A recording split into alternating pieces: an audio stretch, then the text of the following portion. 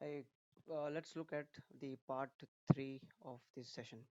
So this in this part three, we will cover some more questions. We will look at the concepts. So the idea behind these questions and trying to arrive at an answer. What I'm aiming at is the way I have given this exam is even if I do not know the exact answer, looking at the option you should be able to tell which one is correct or not. You can start discarding the options logically, and then you may arrive at one or two options which you may have to choose from. So that is the key. Let's look at some more questions. So let's look at this question. So you have uh, an on-premises network that contains several servers. You plan to migrate all the servers to Azure. So you have in-premises, lots of servers move to Azure. You need to recommend a solution to ensure that some of the servers are available in a single Azure data center goes offline for an extended period. What should you include in the recommendations? So basically it is saying is you have on-premises servers, you move it to Azure, but if some servers goes down, goes offline for an extended period, what what do you include in the recommendation? So let's go by a few options. Let's check these options. So this would be a straightforward. See, low latency is related to, websites can be accessed pretty fast. So in this case, we are talking about disaster striking. So your system should be fault tolerant for disasters. So this looks to be a very clear-cut case for fault tolerance. But let's look at other C's, elasticity. So what is elasticity says if today there are 200 users, tomorrow if there are 1 million users, then your system should be elastic to scale up and scale down. So this question is not linked to elasticity. It is talking about a system going down. So elasticity, scalability, both interrelated. This system is not talking about that. Low latency is about a website and you put www.google.com, it should come very fast. That's low latency. So fault tolerance seems to be a answer here. This is the correct answer. Fault tolerance. Now let's look at this question. So what are the two characteristics of the public cloud? Okay. So this says each correct selection is worth 1 point. So that means it's a multi-choice question. So let's scan through the options. Dedicated hardware. So cloud has I mean, it is primarily known for shared hardware. It you can also go for dedicated hardware. Hardware mean you can go for dedicated servers, but that is not the sole potential or sole intention of cloud. The second is unsecured connection. So cloud is not meant for unsecured connection. This is pretty obvious, and it's a very foolish option. Limited storage is also a foolish option because cloud is known for its unlimited storage. It is never known for its limited storage. You have full potential. There is no storage limit. So when you plan for cloud, the next one is metered pricing. So cloud is known for metered pricing because they have an option pay as you go. This is a very important option cloud has given. Cloud is popular because you don't have to invest on hardware and software on the first go. Your capex cost is very low than your opex cost. So cloud is majorly about operational cost. You just pay as you go. Capex cost is almost negligible. So metered pricing looks to be one of the options. And then self-service management. Yes, this is something is another option where cloud gives you a lot of features like Synapse database, etc., which is self-managed. Your administration tasks are reduced significantly. There is a lot of automation, irrespective of whether you use Azure, AWS, etc. So my options, my answers would be D and E. These looks to be correct. Now let's look at this question. So you plan to migrate a web application to Azure. The web application is accessed by external users. You need to recommend a cloud deployment solution to minimize the amount of. So yeah, the keywords. What are the keywords? You want to minimize the amount of admin efforts. you want to migrate your in-premises web application to Azure, and your web application is accessed by external users. Okay, so external users now will get into your access your website on the cloud, and you want to reduce the administrative effort to manage this web application. Let's look at each option. Now, software as a service. So let's go one by one. First, let's pick infrastructure as a service. What is infrastructure as a service? Something like you see AWS S3, where or in Azure, if you see storage services, where you are doing all your work in premises and you're only using this for storage. You are just using the infrastructure. That's all. But infrastructure will not reduce your admin efforts because you have to manage what you're storing there. It is scalable beyond limits, no doubt about it, but you have to manage it. So admin efforts will not come down. Now, if you let's look at this option, database as a service. You are creating a web application. You are migrating a web application. What does web application have? Usually a database and use some sort of front end code. So if you just use data, say the database as a service, it will not serve the purpose because what will happen to your front end? Where will it get deployed? So this cannot be an option. Infrastructure cannot be an option.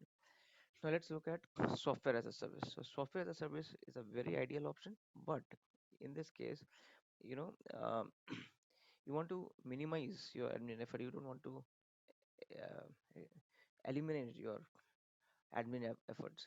So software as a service is like, I mean, if you have a web application and you are using some JavaScript, old technology, so for which there is no replacement in Azure. So in Azure, you will have to uh, recode it using .NET framework. So your effort goes very high.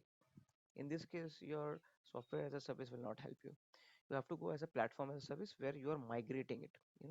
This is a keyword. You are migrating a web application to a platform. Platform can be anything like if you go into the AWS world, it's a EC2 instance. In this case, also it's a virtual machine in Azure.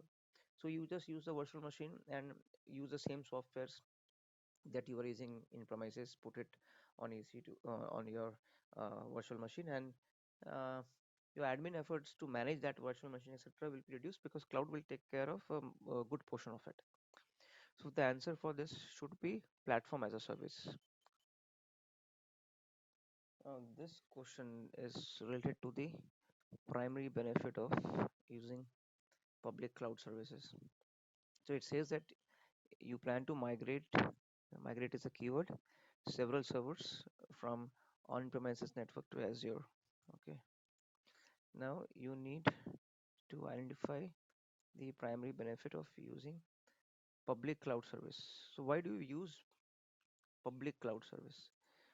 So let's scan through the options. The first option says the public cloud is owned by public, not a private corporation.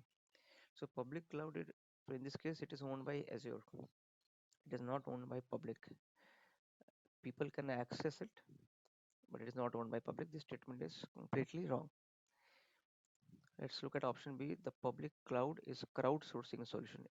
What do you mean by crowdsourcing is, if you see something like milap.org or keto.org, where people come there and they do funding, crowdsourcing funding. So this is not that kind of application where few people have contributed, or like a crowdsourcing means like an open source platform like GitHub, where people are crowdsourcing and putting their code free of cost. This is not that kind of platform. So this is wrong. Let's look at third option. All public cloud service resources can be freely accessed by every member of the public.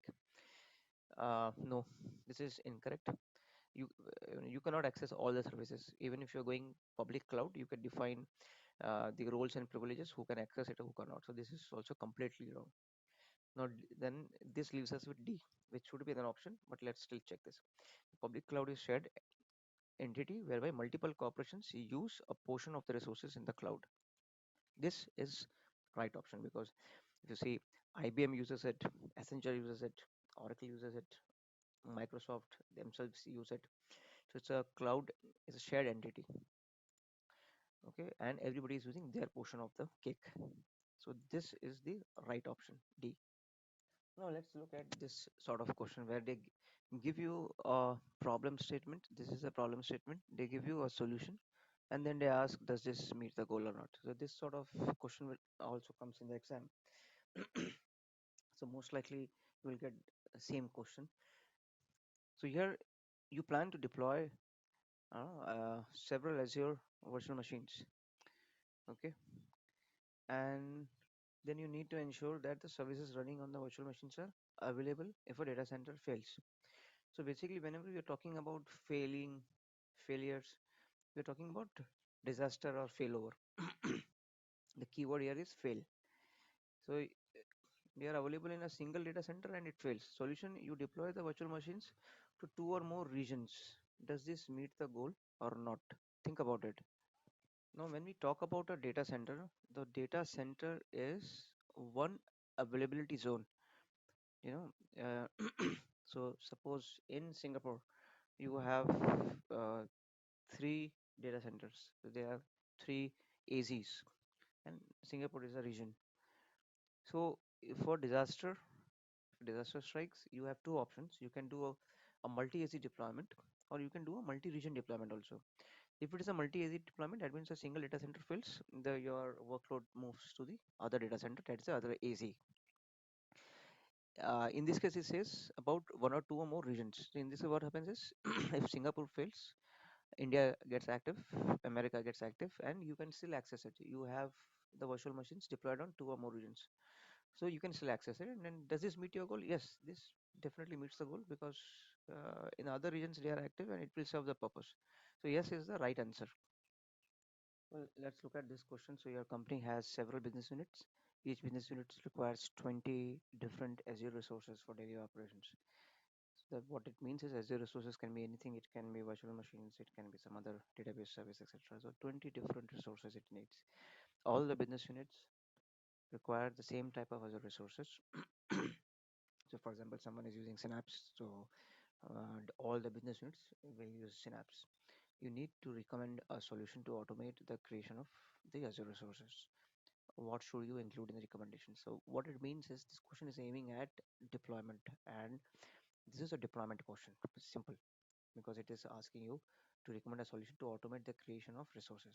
So creation of resources is a deployment question, because you would create it once for one business unit and you would extend it for different, because it's saying several business units. You would extend it to several business units, maybe 10, 20, 30, and you have to create the same 20 different resources. So this is also a question where you have to bring some automation in the deployment process. So from a automation standpoint, so when you're doing a deployment, you have multiple options. So resource manager templates, this is a very ideal option here in this case, because you would create a template with the 20 resources, and you would just execute that template, use that template for creation of resources across four different business units. Now these business units may be in multiple AZs, multiple regions. It can be anywhere. It can be simple as you create a resource template, and then you have to use this in Singapore, in USA, North America, etc. So this looks to be the right option here. Now what? Let's look at other options. When you talk about virtual machine scale sets, this is a auto scaling group. In the AWS world, we call it auto scaling group. What it means is you have one EC2 instance or one virtual machine. In Azure, you call it virtual machine. In the virtual machine, you want auto scaling. Like if your load is like 10 users, you have one virtual machine. But if that extends to 100 users, it automatically spans three more virtual machines. Okay, so this will not solve it, because virtual machine is just one resource, and we are talking about 20 different resources here. Okay, so this doesn't solve the purpose. uh, and then we talk about API management service. This is purely for deployment of API, REST API program. So you use REST API for deployment, for creation of your solution, and then those APIs you deploy it. So this question is not related only to APIs. These 20 different services can be any resources, not only APIs. So this cannot be an option. And management groups is used for a very different purpose. Management groups is not used for automation of deployment. So the right answer here is this. This is the right answer. Okay. Azure resource manager templates is the right answer here. So let's look at this question. This question talks about like which Azure service you should use to correlate events from multiple resources in a central repository. So in this case, whenever you have your events and you want to correlate, that means that's the event log you want to correlate. Just mug this up. This is a service we use, Azure Log Analytics. This is the right answer. Just mug it. So whenever you want to correlate your events from multiple resources in a centralized repository, that means you have logs. You have to join multiple logs, try to correlate the resources, events, and etc. Like correlate the events means when your uh, virtual machine went down at the same time, your website went down, and etc. So those kind of correlation. You use Azure Log Analytics. That's a simple answer. Okay. The other services are very different. Monitor is for monitoring the resources. It doesn't have this purpose. So just rectify this. Now let's talk about this question. So you will get a similar question there in the exam. An Azure region contains one or more data centers that are connected by using a low latency network. So do you need a change, or you don't need a change, or or you need to apply one of these B, C, or D to make it work? So like Azure region can contain. Basically, you have an Azure region where one or more data centers are there. So one or more data centers means it's a multi-AZ deployment that are connected with a low latency network. And I don't think any change is needed here because this does exist and no change is needed here. So now the other thing it says is this is doable only if in each country where Microsoft has a subsidiary office, not necessarily because there are instances where Microsoft doesn't do its operations or it doesn't have a subsidiary software development office, but it does have a cloud center there. Okay, they are also planning to have data centers.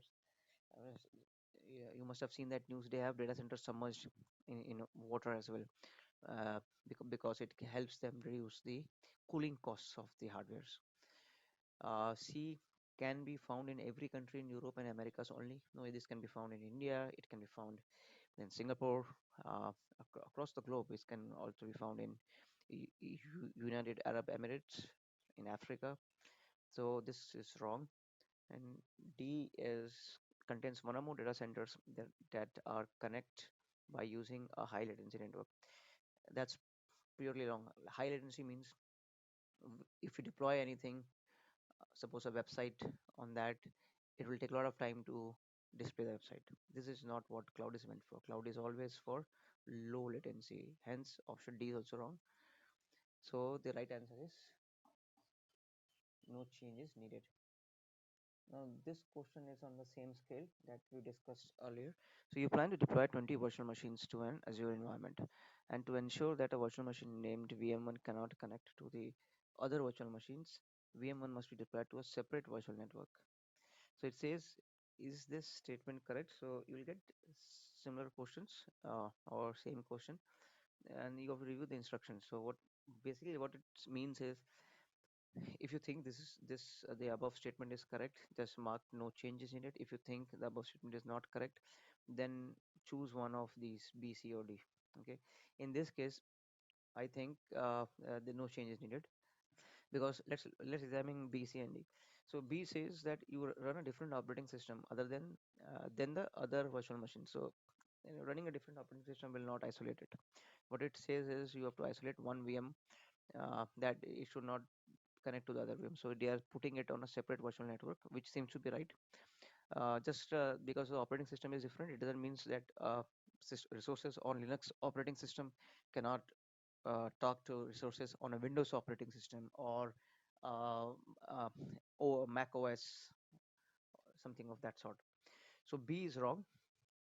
C says to be deployed to a separate resource group. So resource groups, you can create a group.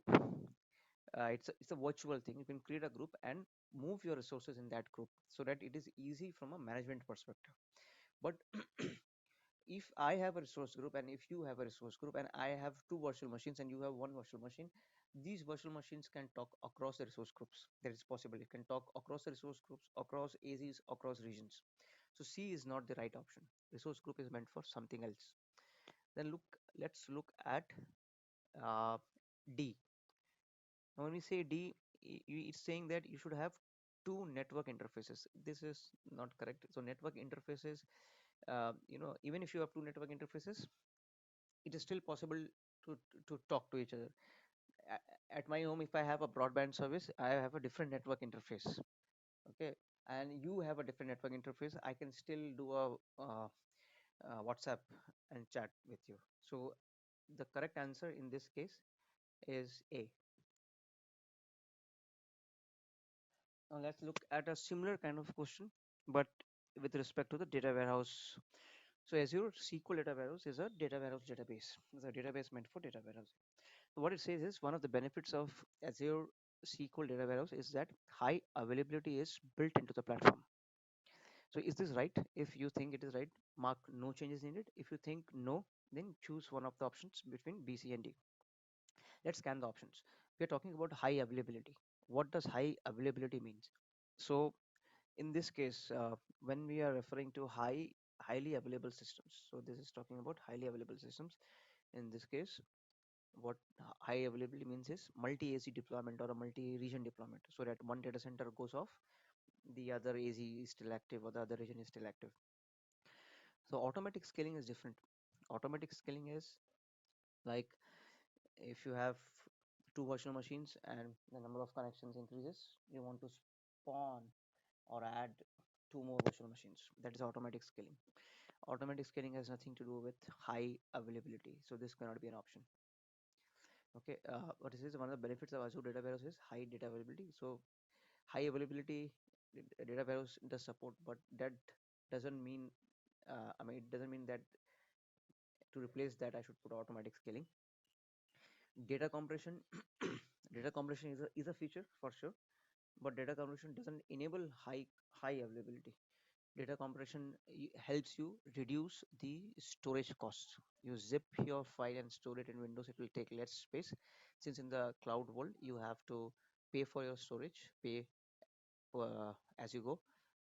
So that's why data compression helps, but it has nothing to do with availability. Versioning also has nothing to do with availability. In order to make it highly available, you don't have to put versioning. Versioning is to do with disaster striking. If a disaster strikes, if your one version of code is gone, you will at least have something to roll back to the previous version, and that will help you uh, not lose your entire code. So in this case, A is the right option. I'll mark this as the right option. Let's look at this option. So this question, sorry. So you need to identify the type of failure for which an Azure AZ can be used to protect access to Azure services. What should you identify? So basically, what it's saying is you you have a easy and you have a lot of services there. So which type of failure can accommodate the easy zone, sorry, easy failure to protect your Azure services. So if you see the physical server failure, so if you have a AZ and you have multiple hardwares, so if you see a data center is an AZ, and inside that AZ there are various virtual machines. So there are various hardwares. Suppose four or five CPUs. It, hardly it can be thousands, but assume it's four or five CPU. One server fails, you can still, uh, if a disaster strikes or failure strikes, you can move to the second hardware, second PC. So this cannot be an option. Azure region failure. If there is a region failure, total region failure, that means not only one data center, one AZ, but all the three or four AZs fails. Usually there are three AZs, minimum of two AZ, and usually we see there are three AZ in each region. If if a region fails, that means all three data centers have failed. In that case, you cannot use a AZ to protect your Azure services because your entire region failed. This cannot be an option.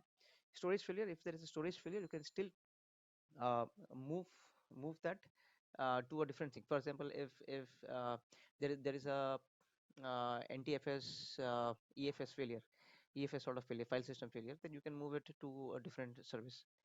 So Azure has different storage services, so you can still toggle and move it to the different storage service. The last one says the Azure data center failure. So data center is an AZ. If an AZ fails, okay, you can switch over. So you need to identify the type of failure for which Azure AZ can be used to protect access to Azure services, which should identify. So if a data center fails, you can switch over to another data center. That is another AZ. So this is the right option. I'm marking this. This is the correct option. I've already scored a good amount of marks, around more than 930 out of 1000. So you can rely on my answers. Okay. So friends, this is the end of part three. I might put few more questions in the coming weeks, but you can subscribe to my channel and be tuned. I would be creating some more videos for other certifications also. Okay. Uh, t- Please subscribe to my channel. Thank you.